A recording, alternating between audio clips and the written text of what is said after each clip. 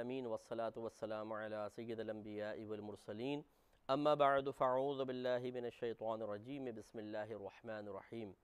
الحمدللہ الہادی پروگرام میں اطاعت اور اتباع کا موضوع چل رہا تھا۔ آپ کو بتایا تھا کہ جب اللہ تعالیٰ اس کے رسول کریم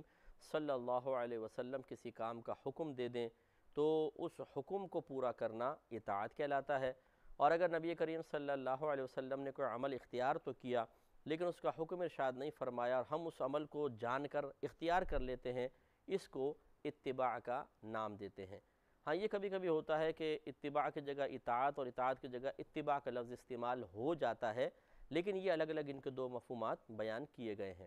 ہم نے آپ کی خدمت میں جو اتنا اطاعت اتباع پہ کلام کیا اس کا خلاصہ یہی ہے کہ سب سے پہلے ہمیں یہ جاننے کی ضرورت ہے کہ کیا اللہ تعالیٰ اس کے رسول نے ہمیں کوئی حکم دیا ہے تو وہ کیا کیا ہیں، ان کو جاننے کے بعد ان کو پورا کریں۔ یہ سب سے پہلا ہمارا کام ہونا چاہیے اور سب سے ضروری لازم ہے کہ ہم ایسا کریں۔ اور یہ بھی دیکھیں کہ کس کام سے منع کیا، کیونکہ حکم دو طرح کے ہوتے ہیں، یہ کام کرو، یہ کام نہ کرو۔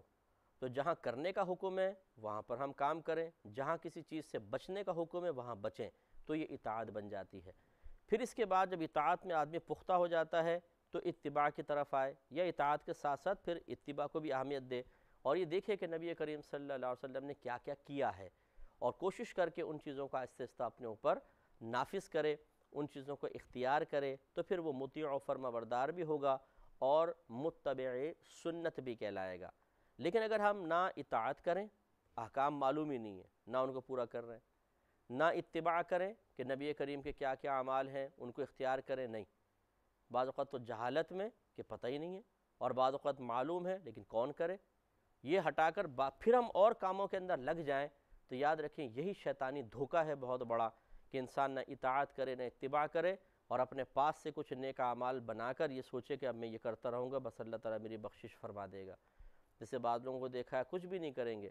جو فرائض ہیں واجبات ہیں کو پورے نہیں کریں گے، اور وہ سمجھتے ہیں کہ اپنی مرضی سے میں نے جو کر لیا معاذ اللہ ثم معاذ اللہ پہ بس اب واجب ہو گیا کہ اس کو قبول کرے، اور جو تمام بدلے اطاعت اور اتباع کے لیے اس نے مقرر کیے ہیں، میں چاہے اتباع اور اطاعت کروں نہ کروں، میرے ان اپنے خود ساختہ اعمال کے بدلے میں مجھے عطا فرما دے۔ بھائی یہ کیا ہے، ذرا سوچی تو صحیح، یہ طرز عمل کیا ہے؟ اگر کوئی آپ کی فیکٹری میں کام کرتا ہے، جو ڈیوٹی آپ دیتے ہیں وہ پوری نہیں کرتا، آ کے آپ کی چیئر وغیرہ سیدھی کر دے، ٹیبل پہ سامان سیدھے کر دے، بولے لاؤ سیلری ایک مہینے کے بعد، تو کیا دے دیں گے آپ اس کو سیلری؟ کہ جو کام آپ نے کہا وہ تو کرتا نہیں ہے، اور آ کے آپ کے آفس کی صفائی کرنا شروع کر دے اور چیزیں کرینے سے رکھنا شروع کر دے، تو اس چیز کی تنخواہ مانگے دے دیں گے آپ؟ تو یہ پھر ہم نے اپنے لیے تو یہی چیز منتخب کی ہوئی ہے کہ اللہ کیا فرما رہا ہے کوئی پرواہ نہیں، رسول نے کیا ارشاد فرمایا کوئی پرواہ نہیں، ہمارے نبی نے کیا کر کے دکھایا کوئی پرواہ نہیں، اپنی مرضی سے کچھ اعمال کر کے لائیے جب اس کا بدلہ مجھے دیں، اور وہی دیں کہ جو مطیع و فرما بردار اور متبع سنت کے لیے مقرر کیا گیا ہے۔ تو یہ مطلب دھونس ہے، بدماشی ہے، کیا ہے یہ؟ اس کو سوچئے کہ کیا چیز ہم کیا کر رہے ہیں۔ تو یہ نہ دھونس نہ بدماشی سے ہی بات یہ ہے کہ یہ غفلت ہے، یہ دھوکہ ہے، اس کو غرور کہتے ہیں۔ غرور مینس دھوکے میں مبتلا ہو جانا۔ شیطان ہمیں دھوکے میں مبتلا کر کے مغرور بنا دیتا ہے۔ مغرور تکبر کے معنی میں نہیں ہوتا، تکبر ایک الگ چیز ہے، ویسے تو ہم ملا کر کہہ دیتے ہیں غرور و تکبر، لیکن حقیقتاً غرور کا مطلب ہوتا ہے دھوکہ۔ مغرور اسے کہتے ہیں جو دھوکے میں مبتلا کر دیا گیا ہو شیطان کی طرف سے۔ تو ہم نے بھی ایسے کیا ہے کہ جو حقیقت ہے اسے نہیں دیکھتے ہیں، اپنے پاس سے کچھ خواب بنا لیے ہیں اور ان خوابوں کو حقیقت سمجھ کے ان کے پیچھے چلنا شروع کر دیا ہے۔ اس پہ ذرا توجہ کریں۔ تو اللہ تعالیٰ نے دیکھیں ارشاد فرمایا کہ قُلْ اطیعوا اللہ والرسول فَإِن تَوَلَّوْا فَإِنَّ اللَّهَ لَا يُحِبُّ الْكَافِرِينَ۔ اے حبیب آپ فرما دیجئے کہ اللہ اور اس کے رسول کی اطاعت کرو، پھر اگر تم منہ پھیر لو یعنی اطاعت نہ کرو تو بے شک اللہ تبارک و تعالیٰ کافروں کو محبوب نہیں رکھتا ہے۔ تو ایک تو ہوتی ہے سرکار کی اطاعت ایمان لانے کے سلسلے میں، یہ آیت ان لوگوں کے بارے میں ہے کہ وہ سرکار کا کہنا نہیں مانتے تھے اور ایمان نہیں لاتے تھے، قرآن کو اللہ کی کتاب نہیں مانتے تھے، اپنی جو غلط قسم کی رسومات اور عبادات تھیں یا انہوں نے جن کو اپنا معبود سمجھ لیا تھا باطل معبود تھے، انہیں باطل نہیں کہتے تھے، اس میں اطاعت نہیں کرتے تھے، تو اللہ نے ان کو یہ ارشاد فرمایا کہ اللہ تعالیٰ کافروں کو محبوب نہیں رکھتا، یعنی تم اگر اطاعت کرو گے تو نجات پاؤ گے ورنہ نہیں۔ لیکن مسلمان اس سے یہ سبق حاصل کر سکتا ہے کہ جب ایک کافر اطاعت اور اتباع نہ کرے تو وہ قابل مذمت ٹھہرے، تو جو اپنے نبی کا کلمہ پڑھ کر اطاعت نہ کرے، اپنے نبی کا سے محبت کا دعویٰ کر کے پھر آپ کی اتباع نہ کرے، وہ کیا لائق سزا نہیں ہوگا؟ اسے انعامات ہی ملیں گے۔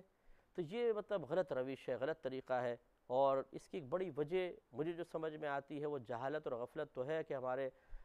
گھروں کے اندر ایسے ماحول نہیں ہے، لیکن ایسے لوگ بھی ہیں کہ جو انسان بے عمل لوگوں کو یقین دلاتے ہیں کہ اگر تم بس یہ مستحبات کر لو گے جنت پہ چلے جاؤ گے۔ ضروری نہیں ہے اطاعت اور اتباع، یہ عمل وغیرہ یہ ایسی بس لوگ بولتے ہیں، تم بس یہ ان میں لگے رہو مستحبات میں، جنت میں پہنچ جاؤ گے، سرکار تمہیں اپنے دامن میں چھپا کر لے جائیں گے، سرکار سینے سے لگا لیں گے، لے جائیں گے۔ تو یوں اس طریقے سے وہ ایسے خواب دکھاتے ہیں کہ انسان بے عملی رہتا ہے اور اس کو یقین ہو جاتا ہے کہ اگر میں اطاعت نہیں بھی کرتا تب بھی اللہ تعالیٰ ان اعمال کے بدلے میں مجھے جنت عطا فرما دے گا۔ دیکھیں میں یہ حکم نہیں دے رہا ہوں کہ جو اطاعت اور اتباع نہیں کرے گا وہ ضرور اللہ تعالیٰ کے غضب کا شکار ہوگا۔ اللہ کی رحمت بہت بڑی ہے، یہ مطلب اخروی انجام کوئی میرے ہاتھ میں نہیں ہے۔ اللہ چاہے تو ایک سبحان اللہ پہ کسی کو بخش دے، لیکن کیا اس کا میرے اور آپ کے ساتھ بھی یہ وعدہ ہے کہ ہمیں بھی کسی سبحان اللہ پہ بخشا جائے گا؟ یہ نہیں ہے۔ جس کے ساتھ کرے تو کرے، اس کی مرضی ہے، لیکن وہ جہاں رحمان و رحیم ہے، قہار و جبار بھی تو ہے نا، اس کا بنایا ہوا ایک نظام ہے، اگر کوئی اس نظام سے ہٹتا ہے اس نے اس کے عذابات بیان کیے ہیں قرآن میں۔ تو ہم کیوں یہ خوش فہمی مبتلا ہوتے ہیں کہ وہ سبحان اللہ پر بخشا جانے والا میں ہی ہوں گا؟ یہ کیوں نہیں سوچتے کہ جو اطاعت ترک کرے گا، اتباع ترک کرے گا اور ان کو آخرت میں سزا ملے گی، دنیا میں ذلیل و خوار ہوں گے، مرنے کے بعد قبر کا عذاب بھی بھگتیں گے، وہ میں ہی ہوں گا؟ تو یہ ہماری بڑی میجر مسٹیک ہے کہ ہم اپنے بارے میں ہمیشہ خوش فہمی کا شکار رہ کر ان خطرات کو نظر انداز کر دیتے ہیں جو ہماری طرف متوجہ ہو سکتے ہیں۔ تو اب ذرا اس کا دیکھیں، فائدہ دیکھیں کہ جو اطاعت رسول کرتا ہے اس کا فائدہ کیا حاصل ہوگا۔ سورہ نساء آیت نمبر 13 میں ہے، اللہ تعالیٰ ارشاد فرماتا ہے کہ وَمَن يُطِعِ اللَّهَ وَرَسُولَهُ، اور جو اللہ تعالیٰ اور اس کے رسول کی اطاعت کرے، يُدْخِلْهُ جَنَّاتٍ تَجْرِي مِن تَحْتِهَا الْأَنْهَارُ خَالِدِينَ فِيهَا، تو داخل کرے گا اللہ تبارک و تعالیٰ اسے ایسے باغات میں کہ جن کے نیچے سے ایسی نہریں ہوں گی جو جاری ہو رہی ہوں گی، اس کے نیچے سے نہریں جاری ہو رہی ہوں گی، خالدین فیہا، وہ ان باغات میں ہمیشہ ہمیشہ رہیں گے، وذالک الفوز العظیم، اللہ تعالیٰ فرماتے اور یہ ہی بڑی کامیابی ہے، بہت بڑی کامیابی ہے کہ کوئی انسان آلائش دنیا سے بچتا ہوا اپنا ایمان محفوظ کر کے جنت میں پہنچ جائے، کیونکہ اس کے بعد پھر کبھی وہاں سے نکلنا نہیں ہے، کبھی انسان بوڑھا نہیں ہوگا، کبھی بیمار نہیں ہوگا، وہاں کوئی دکھ اور تکلیف نہیں ہے، وہاں کوئی بھی صدمہ نہیں ہے، جتنا مرضی کھاؤ، جتنا مرضی پیو، جہاں مرضی جاؤ، جہاں مرضی آؤ، جتنا مرضی سو، جتنا مرضی کچھ بھی کام کرو، کوئی رکاوٹ نہیں ہے وہاں، نہ کسی عبادت کی پابندی، بالکل آزادانہ زندگی ہے۔ لیکن اس آزادی والی زندگی کے لیے یہاں ایک مقید زندگی گزارنا ضروری ہے، جیسے کہ میرے آقا صلی اللہ علیہ وسلم نے ارشاد فرمایا کہ دنیا مومن کے لیے قید خانہ اور کافر کے لیے جنت ہے۔ کافر پابندی اختیار نہیں کرے گا، وہ اپنی مرضی سے چلے گا، کچھ کرے نہ کرے، وہ بس انجوائمنٹ کہ پوری زندگی پوری لائف سے انجوائے کرو، یہ کافر کا مقولہ ہے، مسلمان کا نہیں۔ مسلمان کا نظریہ یہ ہے کہ اپنے آپ کو یہاں پابندیوں کے زنجیروں میں جکڑ لو تاکہ اخروی دائمی آزادی حاصل ہو جائے۔ یہ چیز نہ دیکھو، فلاں چیز نہ دیکھو، فلاں نہ سوچو، فلاں نہ سنو، فلاں چیز نہ بولو، فلاں حاصل نہ کرو، یہ تمام پابندیاں اختیار کر کے اپنی زندگی کو قید خانے کی طرح انسان بنا لے تو پھر ہمیشہ کی آزادی اس کو حاصل ہو جائے گی۔ تو یہ اللہ کا وعدہ ہے کہ جو اللہ تعالیٰ اس کے رسول کی اطاعت کرے تو اللہ تعالیٰ اسے ایسے باغات میں داخل کرے گا جس کے نیچے سے نہریں جاری ہوں گی اور وہ اس میں ہمیشہ ہمیشہ رہیں گے، اور یہی بڑی کامیابی ہے۔ لہذا ہمیں کوشش کرنا چاہیے کہ اس بڑی کامیابی کو حاصل کرنے کے لیے اطاعت کا راستہ اختیار کریں، جیسے کہ اس کو شرط قرار دیا ہے۔ یہ سورہ نساء آیت نمبر 13 تھی۔ اسی طرح سورہ نساء آیت نمبر 69 میں اللہ تعالیٰ ارشاد فرماتا ہے کہ وَمَن يُطِعِ اللَّهَ وَالرَّسُولَ فَأُولَٰئِكَ مَعَ الَّذِينَ أَنْعَمَ اللَّهُ عَلَيْهِمْ مِنَ النَّبِيِّينَ وَالصِّدِّيقِينَ وَالشُّهَدَاءِ وَالصَّالِحِينَ وَحَسُنَ أُولَٰئِكَ رَفِيقًا۔ اللہ تعالیٰ فرماتا ہے کہ اور جو اللہ اور رسول کی اطاعت کریں تو وہ لوگ ان کے ساتھ ہوں گے جن پر اللہ نے انعام فرمایا، یعنی آخرت میں ان کے ساتھ ہوں گے کہ جن پر اللہ تبارک و تعالیٰ نے انعام نازل فرمایا۔ وہ کون لوگ ہیں؟ من النبیین، یعنی انبیاء علیہم السلام، والصدیقین، اور صدیق۔ ویسے صدیق مانے بہت سچا لیکن مراد ہیں جو ہمارے نبی کریم صلی اللہ علیہ وسلم کے قریب ترین بڑے بڑے صحابہ تھے، انہیں کہتے ہیں صدیق۔ ان کے ساتھ ہوگا والشہداء، اور اللہ کی راہ میں شہید ہونے والے، والصالحین، اور نیک لوگوں کے ساتھ۔ صالحین میں تمام بقیہ صحابہ، تابعین، اولیاء اعظام، علماء، فقہاء، نیک مومنین مومنات، سب اس میں شامل ہو گئے۔ اور اللہ تعالیٰ فرماتا ہے وَحَسُنَ أُولَٰئِکَ رَفِیقًا، اور یہ کیا ہی اچھے ساتھی ہیں۔ معلوم یہ ہوا کہ آج اگر کوئی اپنے آپ کو اطاعت اور اتباع کی پابندیوں میں جکڑ دیتا ہے اور یہاں مشقت تکلیف اٹھاتا ہے، تو نہ صرف اس کو آخرت میں جنت میں راحتیں ملیں گی، نعمتیں حاصل ہوں گی، بلکہ ایک اور بہت بڑی نعمت حاصل ہوگی، اور وہ ہے اچھوں کی صحبت۔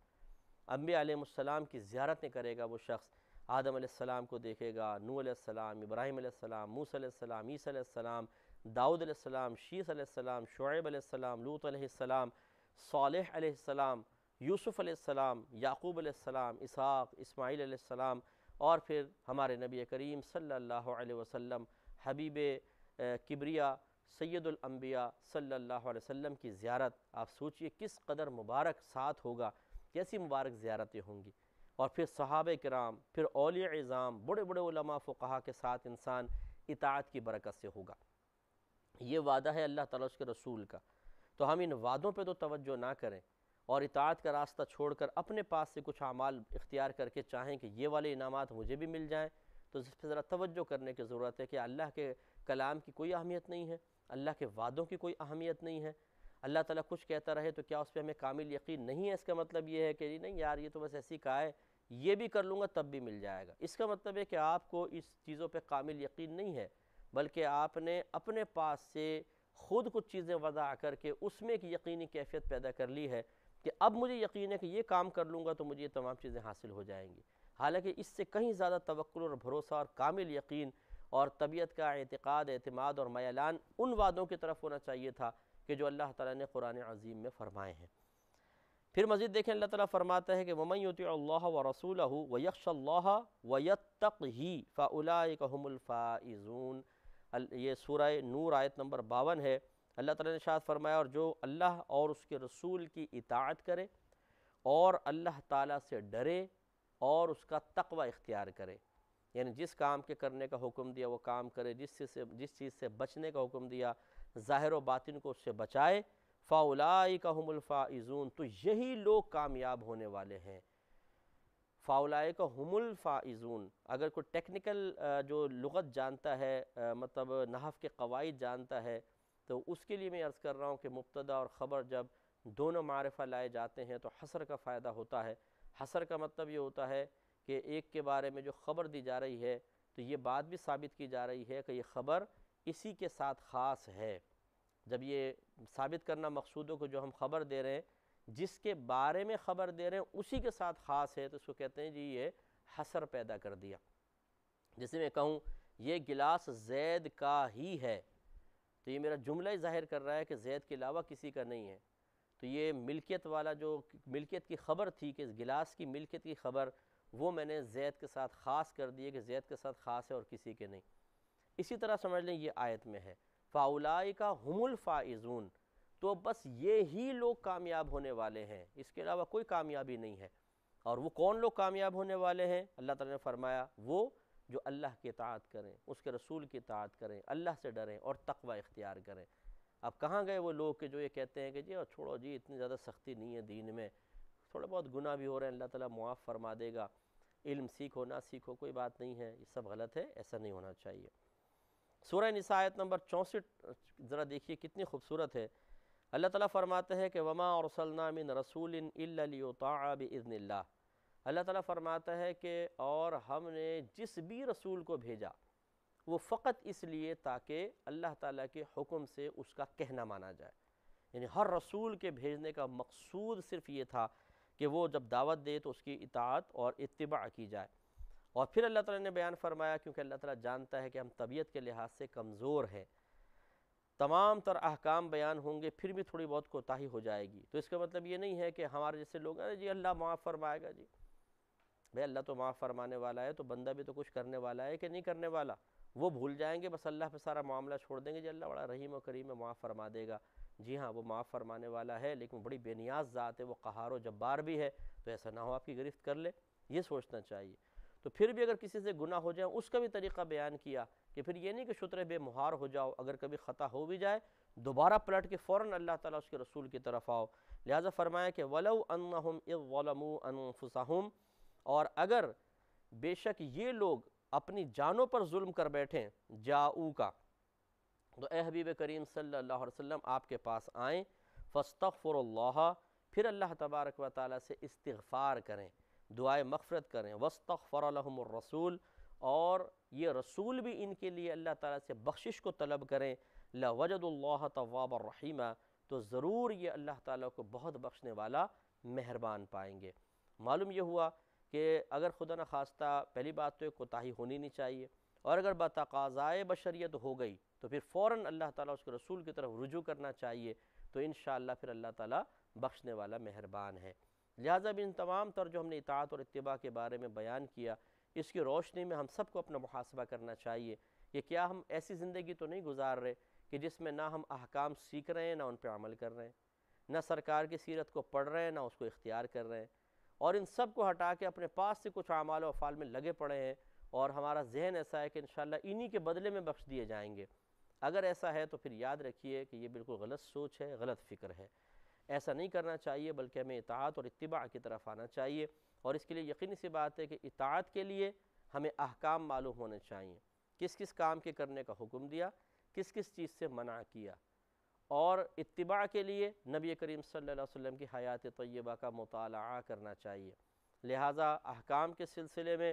آپ سے گزارش ہے کہ علماء سے رجوع کریں، جیسے ہمارے کیو ٹی وی پہ پروگرام آتے ہیں، خاص طور پہ جیسے میں پروگرام احکام شریعت کرتا ہوں، وہ آپ دیکھیں۔ اس کے علاوہ علم دین باقاعدہ سیکھیں کہ کیا کیا چیز ہم پر فرض واجب ہے، اس کو پورا کرنے کی کوشش کریں، اور اسی طرح نبی کریم صلی اللہ علیہ وسلم کی سنن، آپ کے آداب پہ مشتمل کتابیں پڑھیں، سرکار کی زندگی کے مختلف واقعات پڑھیں اور ان کو اپنے اوپر نافذ کریں۔ جب یہ اطاعت اتباع مکمل کر لیں، اس کے بعد پھر مزید کچھ اعمال کریں گے تو مقبول ہوں گے، اور پھر مزہ بھی آئے گا۔ اللہ تعالیٰ سے دعا ہے کہ رب کریم ہم سب کو اطاعت اور اتباع کی توفیق عطا فرمائے، آمین۔